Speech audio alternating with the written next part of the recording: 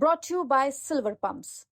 Top quality और consistent performance के लिए सिर्फ सिल्वर पंप नाम याद रखना। नमस्ते, स्वागत है आपका हरियाणा तक में और मैं हूं आपके साथ राहुल यादव। दोस्तों, आज का वीडियो शुरू करेंगे मगर उससे पहले आप एक बार अपनी स्क्रीन पर इन तस्वीरों को देखिए जहां एक घर का सामान घर के बाहर पड़ा है गली में और आग लगी हुई है इस सामान में भी और इस घर में भी।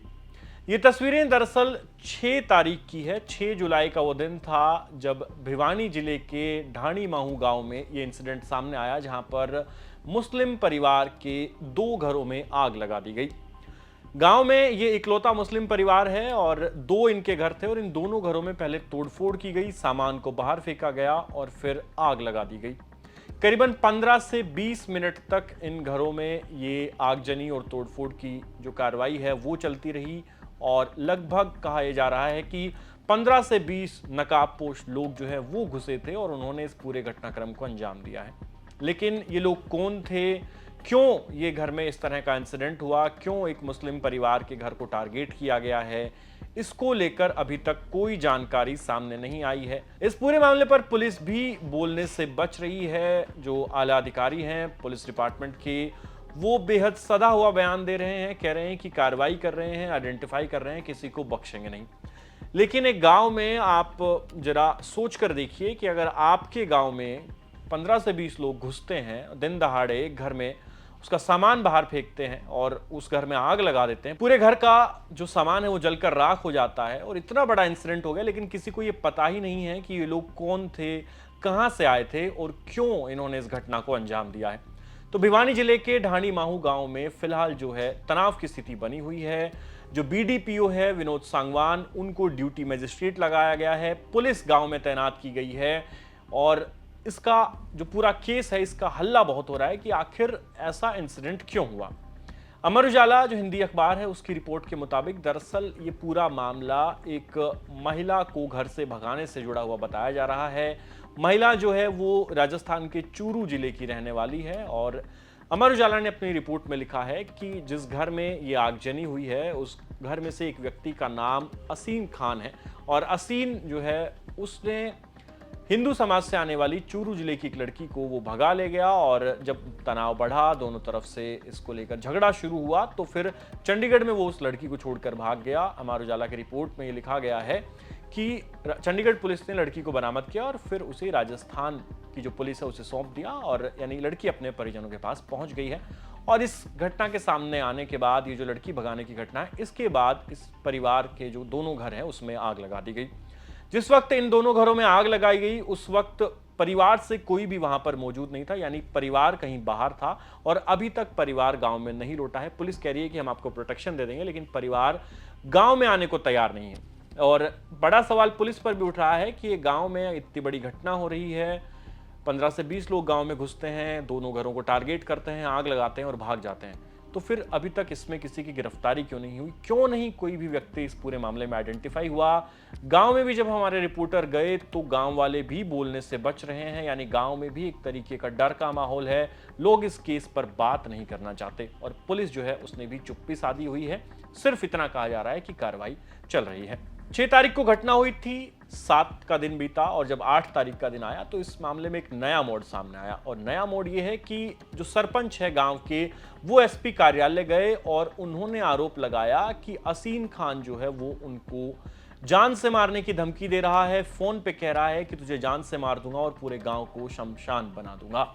एसपी को जाकर जो सरपंच है उन्होंने शिकायत दी है कि असीम खान को गिरफ्तार किया जाए, उनके खिलाफ कार्रवाई की जाए। सरपंच का कहना है कि मेरे पास पूरे मामले की जो कॉल रिकॉर्डिंग है उसकी धमकी की वो भी मौजूद है और हमने शिकायत दी है। यानी गांव के बहुत सारे लोग सरपंच के साथ मिलकर एसपी ऑफिस पहुंचे थे, तस्वीरों में आप देख सकते हैं, और इन्होंने एसपी को शिकायत दी है कि असीम खान यानी जो इस घर में रहने वाला एक व्यक्ति है असीम खान, उसके खिलाफ कार्रवाई की जाए। सरपंच कह रहे हैं कि मुझे धमकी दी जा रही है। अब सवाल ये उठता है कि जिसके घर में आग लगाई गई है, जिसके घर में तोड़फोड़ की गई है, वो सरपंच को धमकी क्यों देगा, उसकी सरपंच से क्या रंजिश है। और जिस पूरे गांव में यानी माइनॉरिटी समाज से आने वाले मुस्लिम समाज के महज 2 घर हैं, तो वहां पर सरपंच को धमकी देने वाली बात हजम नहीं होती। लेकिन सरपंच का दावा है कि उनके पास कॉल रिकॉर्डिंग है और उन्हें असीम खान ने धमकी दी है। आपको बता दें कि असीन खान और हुसैन दो लोगों के नाम सामने आ रहे हैं। असीन खान का आरोप है कि असीन खान ने लड़की को भगाया, जो हिंदू लड़की थी, चूरू जिले से, बगल में ही चूरू जिला है, और जिस जगह से लड़की को भगाया गया है, जिस थाने में राजस्थान की पुलिस को सौंपी गई है वो लड़की, वो लगभग यहां से 60 से 65 किलोमीटर दूर है इस गांव से। तो असीन खान का नाम धमकी देने और लड़की भगाने को लेकर लिया जा रहा है। साथ ही हुसैन जो है, हुसैन खान नाम के जो व्यक्ति हैं, उन्होंने शिकायत दी है पुलिस में कि मेरे घर में आगजनी हुई है। तो ये दो नाम सामने आए हैं अभी तक इस पूरे मामले में। आगे की कहानी आपको बताऊंगा, मगर उससे पहले आप एक बार सरपंच को सुन लीजिए, जो कह रहे हैं कि उन्हें जान से मारने की धमकी दी जा रही है। पहले तो नमस्कार, गाड़ी में से सरपंच बोल रहा हूँ। हम एसपी साहब से हम मिलने के लिए आए थे। हमें पहले तो जो ये मैटर चल रहा है काम का, इस मामले में मिले हैं और इसका हम सलूशन करवाना चाहते हैं। और एक ही आज ताज़ा मेरे को इनने हुसैन ने धमकी दी है, आसिन नाम का है, उसने मेरे को धमकी दी है। उसकी हमने इसके बारे में दरखास्त और रिकॉर्डिंग दी है एसपी साहब के सामने पेश की। धमकी दी है? फोन पे दिया है, ये क्या कहा? अब फ़ोन पे दिया है, बोले मैं तुम्हारा गांव को शमशान घाट बना दूंगा, ऐसे ऐसी कई धमकियाँ दी है। मैंने रिकॉर्डिंग बना रखी है, मेरे लड़कों को उठा लूँगा, ऐसे ऐसी कई धमकियाँ दी हैं। तो इस मामले में हमने एसपी साहब से मिले हैं, उन्हें कहा भी आपको इस पर हम कार्रवाई कर देंगे। सरपंच साहब, कुछ पता चला हो जो आगजनी तोड़फोड़ करने वाले लोग थे, कहाँ के थे, कितने लोग? नहीं, अभी उसकी हमें पूरी वो नहीं मिल रही। जो हो सकता है बाहर के भी आए हों या उसका इसने खुद भी लगाई हो। तो आपको धमकी देने की पीछे वजह क्या है? मेरी धमकी यही है, जो ये गांव में है ना, जो ये खेलता है, सट्टा खिलाता है, फाइनेंस का धंधा करता है।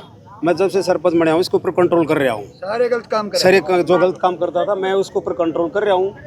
उसको पर इसलिए मेरे को ऊपर ये ज़्यादा सख्ताई बरत रहा है। पहले कोई गलत काम किसने कराया? हाँ जी, वो परिवार कहाँ है? अभी हमें नहीं पता कहाँ है जी वो। इससे पहले भी कोई आरोप लगे इस पर?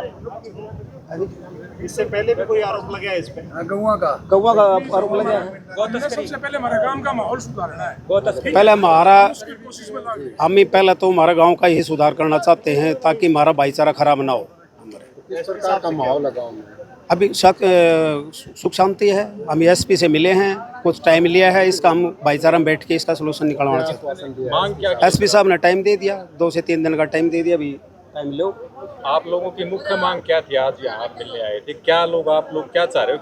हम ये चाह रहे हैं, जो ठीक है इसके साथ जो गलत काम हुआ है, जो इस चीज़ में है ने इन्वेल है, उसको पकड़ो। हमें जो गलत नाम लिखा पकड़ रहे हैं उनको हम इसका सलूशन चाहते हैं। सर, वो 15-20 लोग आए बता रहे थे, तो क्या थोड़ी बहुत आइडेंटिफिकेशन होगी कौन लोग हैं? उस बारे में आपने पुलिस को मदद तो की हो? मदद यही है, मैं उस टाइम प्रेजेंट नहीं था। और लोग गाँव के सारे कोई भी है ना, मैंने सारे से कन्फर्म पता कराया। उस टाइम मैं गया भी, मेरे को पुलिस वालों ने फ़ोन किया था।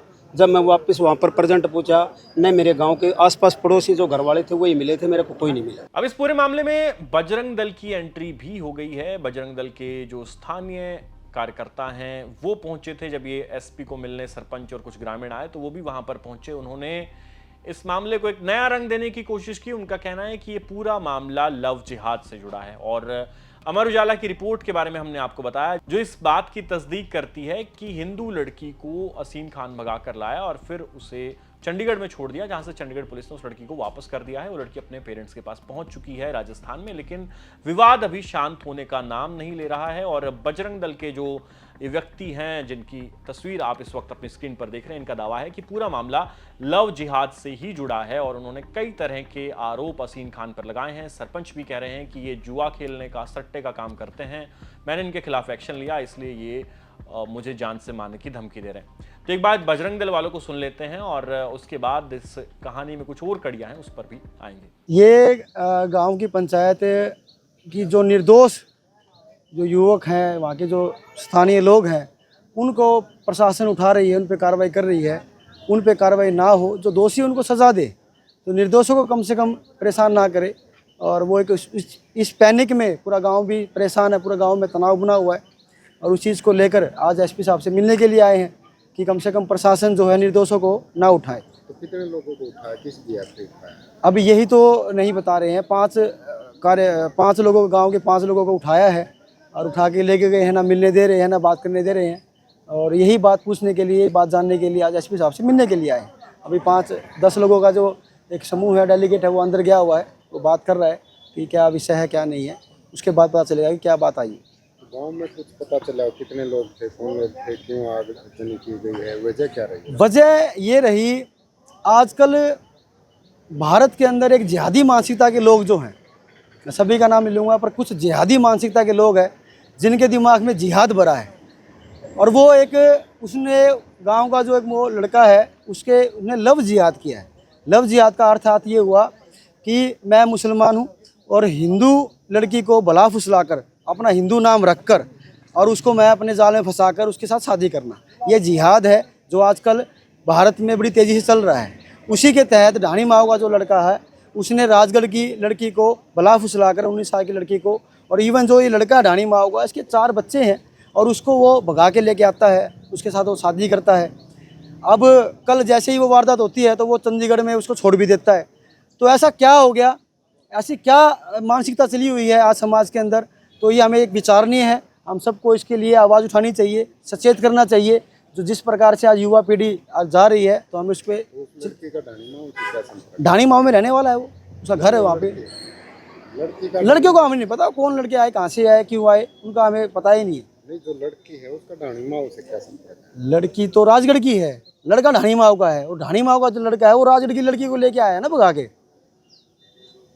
जो मुस्लिम लड़का है ढाणी माओ का, वो राजगढ़ की हिंदू लड़की को भगा के लेके आया था कुछ 4-5 दिन पहले। भांजे वगैरह बताई जा रही है ढाणी माओ या आसपास के गाँव हैं ना वो गांव का भांजा लड़का जो मुस्लिम है वो गांव का भांजा ऐसे बता रहे, मूल दिनों से है वो। तो अभी तक आपने बजरंग दल के जो कार्यकर्ता इस गांव में पहुंचे उनको सुना, सरपंच को सुना, पुलिस जो है वो बेहद सधा हुआ बयान दे रही है। जैसा मैं बता रहा हूं आपको कि पुलिस कह रही है कि सिर्फ कार्रवाई जारी है। तो सवाल ये उठ रहे हैं कि आखिर इस पूरे मामले पर कोई भी बोल क्यों नहीं रहा, खुलकर कोई ये क्यों नहीं बता रहा कि ये क्यों इंसिडेंट हुआ। ना परिवार सामने आ रहा है, जिस परिवार के साथ ये घटना हुई है, घटना के वक्त परिवार वहां मौजूद नहीं था, लेकिन उसके बाद में भी परिवार से अभी तक कोई मीडिया के सामने नहीं आया है, न कोई पुलिस के पास इस तरीके से गया है कि वो वहां पर जाकर कुछ अपनी बात बता रहा हो। हाँ, एफआईआर जरूर जो है हुसैन नाम के व्यक्ति ने दर्ज कराई है, लेकिन बड़ा सवाल यही है कि आखिर एक गांव में इतनी बड़ी घटना को अंजाम दिया गया, 15 से 20 मिनट तक एक घर में आग लगाई जा रही है, तोड़फोड़ की जा रही है और किसी को भी कुछ पता क्यों नहीं है। क्यों नहीं पुलिस अभी तक उन लोगों को आइडेंटिफाई कर पाई है जिन 15 से 20 अज्ञात लोगों के खिलाफ मुकदमा दर्ज किया गया है। और पुलिस, जब मीडिया उनसे बात करने की कोशिश कर रही है, हमारे रिपोर्टर उनसे बात करने की कोशिश कर रहे हैं, तो पुलिस वाले इस पर कुछ भी बोलने से बचते हुए नजर आ रहे हैं। तो ये जो पूरा केस है अपने आप में काफी पेचीदा है और सवाल खड़े हो रहे हैं कानून व्यवस्था पर भी, सवाल इस पर भी खड़े हो रहे हैं कि आखिर गांव की भी एक ऐसी व्यवस्था है कि इस एक गांव में 2 परिवारों पर हमला होता है और गांव से कोई भी बोलने को तैयार क्यों नहीं है।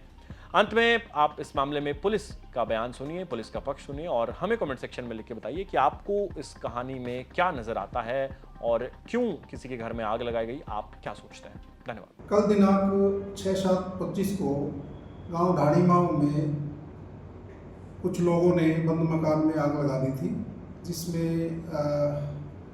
10-12 नामजद व्यक्ति और 8-10 अननोन व्यक्तियों के खिलाफ एफआईआर दर्ज की गई है और इसमें जो भी व्यक्ति दोषी होंगे उनके खिलाफ नियमानुसार कार्रवाई की जाएगी।